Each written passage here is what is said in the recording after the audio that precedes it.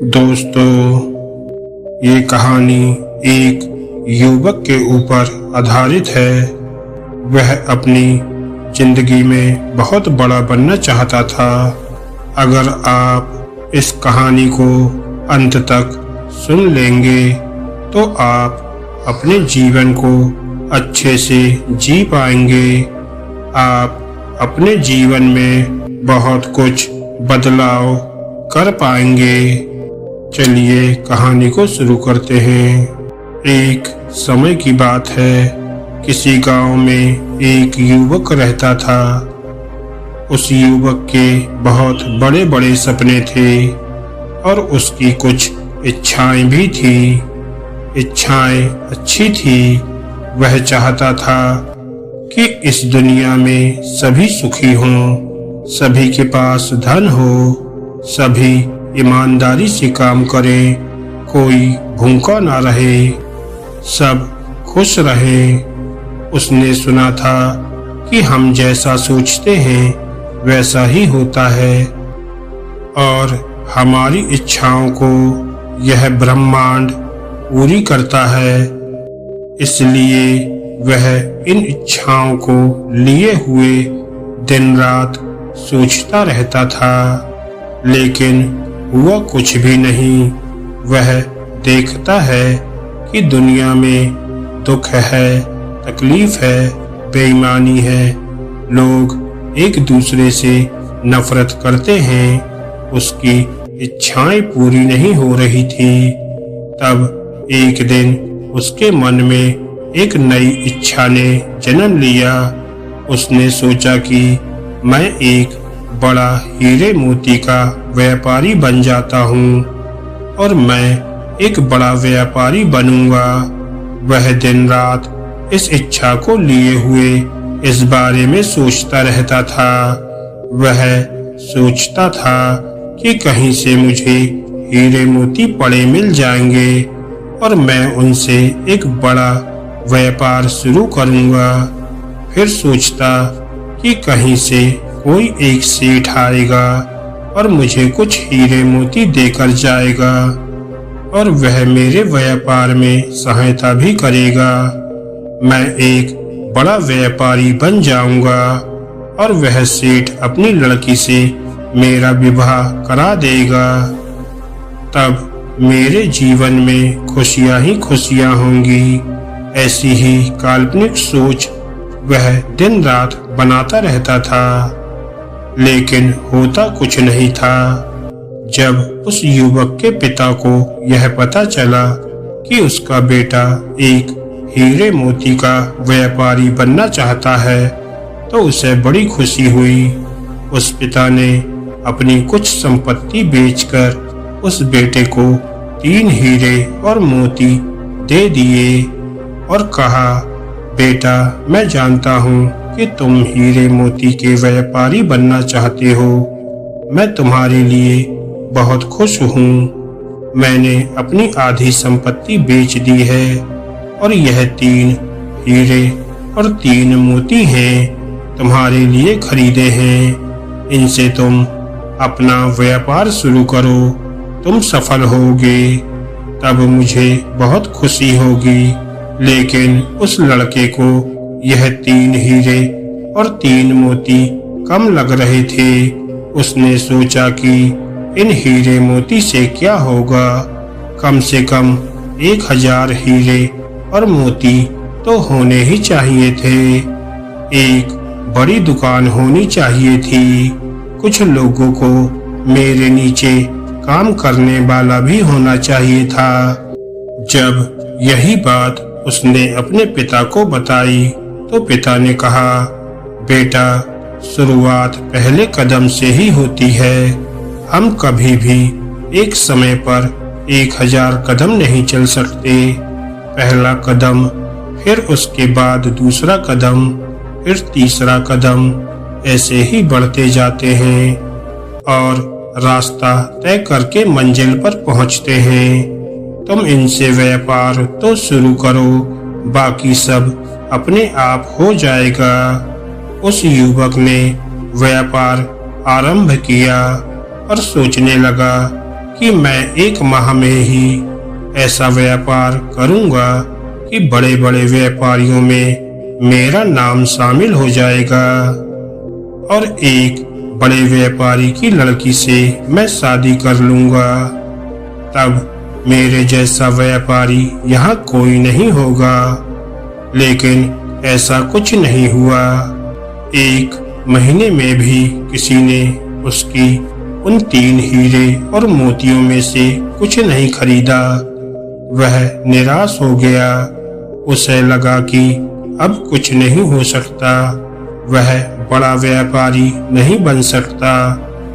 अपने पुत्र को निराश होता देखकर उस पिता ने अपने पुत्र से कहा, निराश होने की आवश्यकता नहीं है। हमें पहले बाजार को समझना होता है। जब हम परिस्थितियों को समझ जाते हैं तभी हम बाजार में कुछ बेच सकते हैं। तुम पहले यह पता करो कि बाजार में किस प्रकार के हीरे मोती की मांग है। इन 3 हीरे मोती को बेचकर उन्हें खरीदो। पुत्र ने कहा, पिताजी, मैंने यह पता किया था, लेकिन इन 3 हीरे मोती को बेचकर भी मैं उन हीरे मोती को नहीं खरीद सकता। उसके लिए और अधिक धन चाहिए होगा। पिता ने तब बची हुई संपत्ति भी बेच दी और अपने पुत्र को धन इकट्ठा करके दे दिया और कहा, पुत्र, अब बस हमारे पास रहने लायक ही जमीन बची है। यह धन ले लो और कुछ अच्छे हीरे मोती खरीद लो। अब यह तुम पर निर्भर करता है कि हमारे हालात आगे अच्छे होंगे या बुरे। पूरी मेहनत करना, कोई कसर मत छोड़ना। पुत्र ने उन 3 हीरे मोती को बेचकर और उस धन से जो पिता ने दिया था 2 हीरे और 2 मोती खरीदे। उसने उन हीरे मोती से दोबारा व्यापार आरंभ किया और सोचने लगा कि मेरे इन हीरे मोती की चर्चा दूर दूर तक होगी और राजा स्वयं मेरे हीरे मोती खरीदने आएंगे और होनहार, तेज और बुद्धि वाला लड़का देखकर अपनी लड़की की शादी मुझसे तय कर देंगे।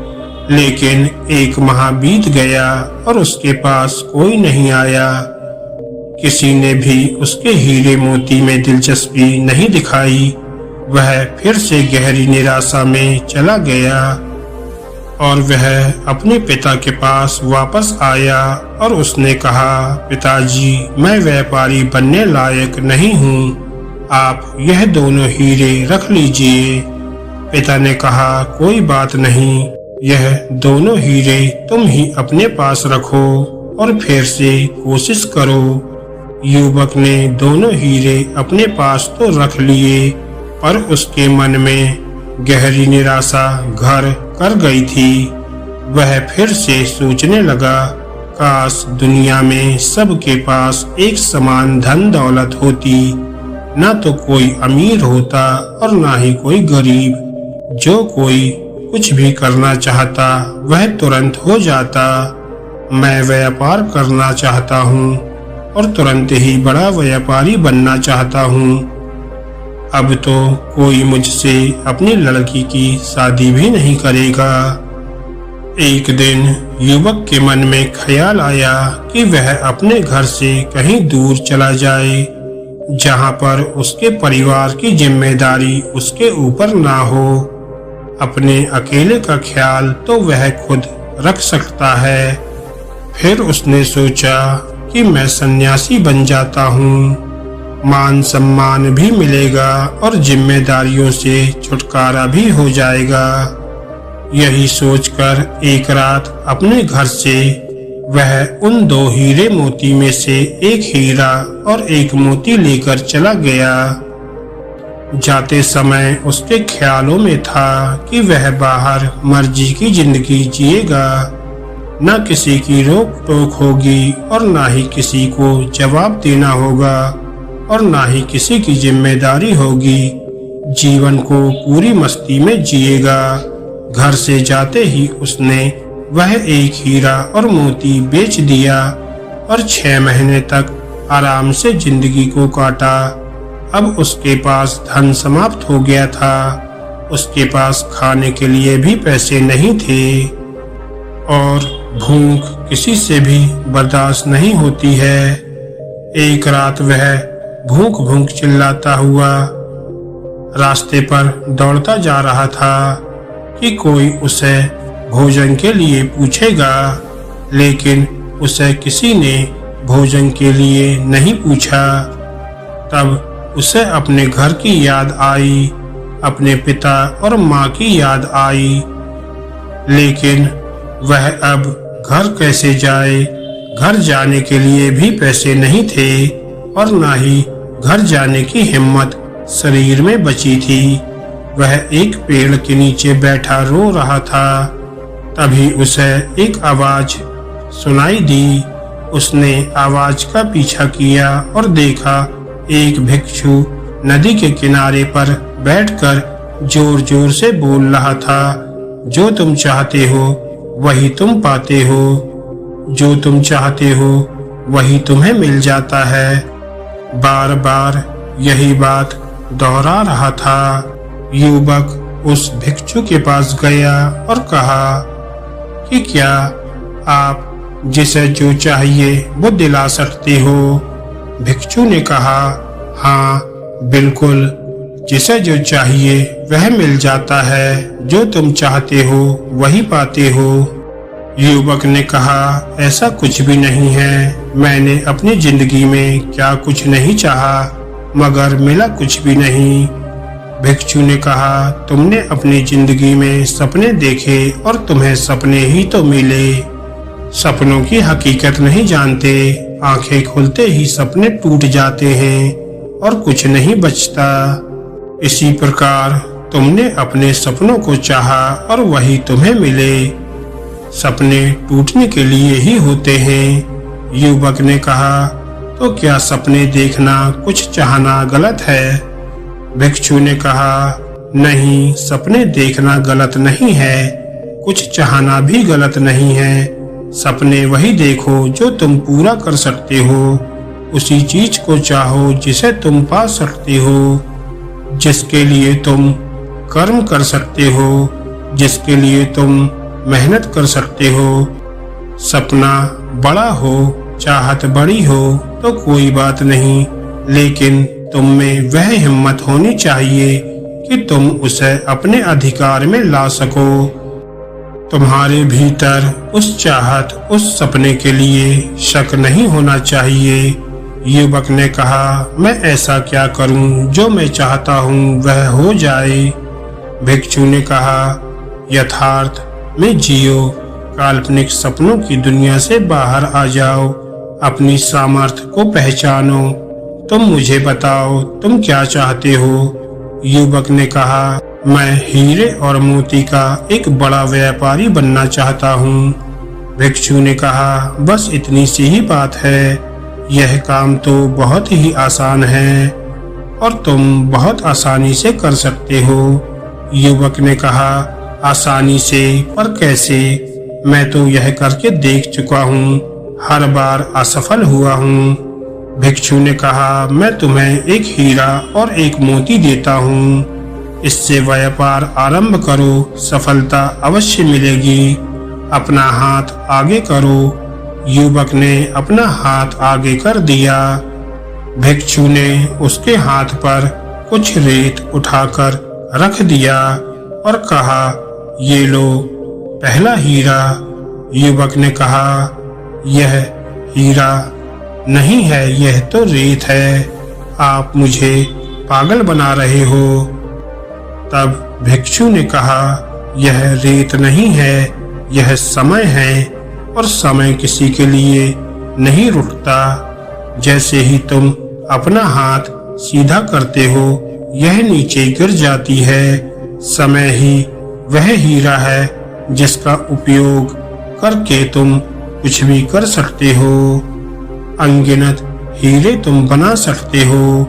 समय जैसे हीरे को बर्बाद मत करना, इसका भरपूर उपयोग करना। जिसने समय रूपी इस हीरे का इस्तेमाल अपनी जिंदगी में नहीं किया, वह धूल में मिल गया। युवक ने कहा, मैंने अपने व्यापार में समय का ही उपयोग किया था, मगर मुझे कुछ नहीं मिला। हमेशा समय का उपयोग करने से कुछ नहीं मिलता। भिक्षु ने कहा, इसके लिए मैं तुम्हें एक मोती और देता हूँ। और भिक्षु ने उस युवक के हाथ पर एक कंकड़ रख दिया और कहा, यह वह मोती है जिसका उपयोग करके तुम अपने बुरे से बुरे समय में भी अपने सपने, अपनी चाहत को पूरा कर सकते हो। युवक ने कहा, और यह क्या है? भिक्षु ने कहा, यह मोती धैर्य है, संयम है। अगर तुम समय रूपी हीरे से लाभ नहीं कमा पा रहे हो, तो तुम्हें मोती रूपी धैर्य का प्रयोग करना चाहिए। जब मानव समय और धैर्य का भरपूर उपयोग करता है, तब वह जो चाहता है वह पा सकता है। तुम एक बड़े व्यापारी भी बन सकते हो। इनका एक बार उपयोग करके देख लो। मैं तुम्हें विश्वास दिलाता हूँ, अवश्य ही जो तुम चाहते हो वही तुम्हें मिलेगा। युवक को बहुत भूख लग रही थी। भिक्षु ने अपनी झोली से कुछ भोजन उस युवक को खाने के लिए दिया, कुछ धन दिया और कहा, यह मेरे किसी काम का नहीं है, तुम्हारे काम का है, तुम इसका इस्तेमाल कर सकते हो। युवक उस धन के सहारे अपने घर वापस लौटा और उसने अपने माता पिता से माफी मांगी। पिता ने अभी तक वह एक हीरा और मोती संभाल कर रखा था। युवक ने पिता से वह हीरा और मोती मांगा और फिर से व्यापार आरंभ किया। एक छोटा सा व्यापारी बनने में भी उसे 3 साल लग गए, लेकिन इस बार उसने समय के साथ धैर्य का इस्तेमाल किया। लेकिन अगले 2 साल में वह एक बड़ा व्यापारी बन गया और उसकी शादी भी हो गई। लेकिन एक गरीब घर की गरीब लड़की से, जो उसने खुद पसंद की थी, क्योंकि जिस पैसे के कारण पहले वह शादी करना चाहता था, अब वह पैसा तो उसके पास बहुत था।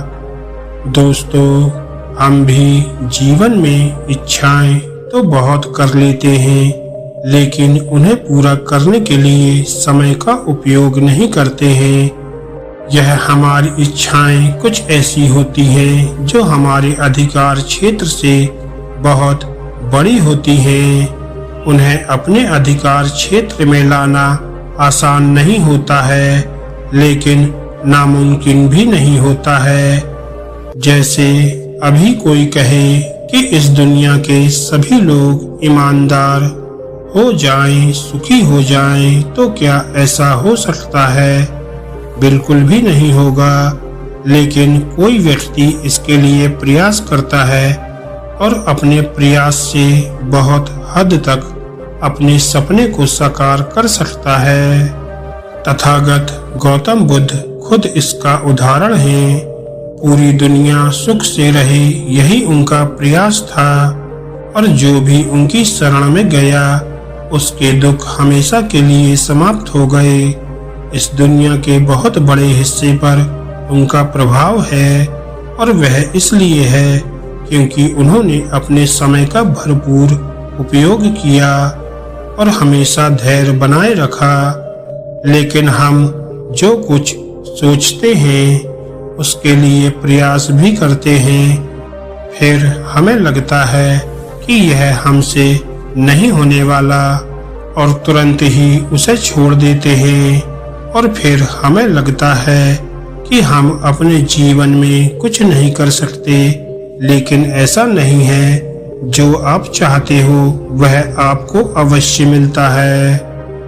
दोस्तों, हम आशा करते हैं कि आपको यह कहानी जरूर पसंद आई होगी और ऐसे ही मोटिवेशनल और इंस्पायरेशनल कहानियों को सुनने के लिए हमारे चैनल को सब्सक्राइब करना ना भूलें। धन्यवाद दोस्तों।